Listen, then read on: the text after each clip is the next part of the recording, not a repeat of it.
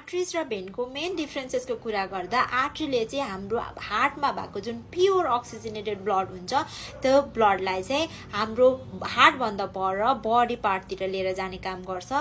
accept pulmonary artery whereas भेनले चाहिँ हाम्रो बडीतिर भएको इनप्योर डिअक्सिजनेट ब्लडलाई चाहिँ हार्टमा लिएर आउने काम गर्छ एक्सेप्ट पल्मोनरी भेन आर्टरिजको चाहिँ वालहरू थिक हुन्छ भेनको चाहिँ थिन हुन्छ त्यही वाल चाहिँ थिक भएको कारणले गर्दाखेरि आर्टरिजको प्रेसर चाहिँ हाई हुन्छ भेनको चाहिँ लो हुन्छ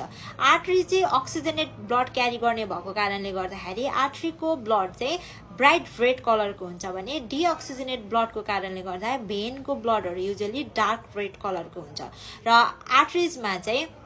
भाल्भ हुँदैन र भेनमा चाहिँ भाल्भ हुन्छ त्यही भाल्भ भएको कारणले गर्दाखेरि भेनको ब्लडहरू चाहिँ ब्याकफ्लो हुन पाउँदैन है अनि अर्को भनेको चाहिँ भेन चाहिँ अलिकति सुपरफिसियल लेयरमा हुन्छ भने आर्टरिज चाहिँ अलिक डिपर लेयरमा हुन्छ है आर्टरिजको प्रेसर हाई हुन्छ भेनको चाहिँ कम हुन्छ र आर्टरिजमा पल्सेसन फिल हुन्छ वेयरएज भेनमा पल्सेसन फिल हुँदैन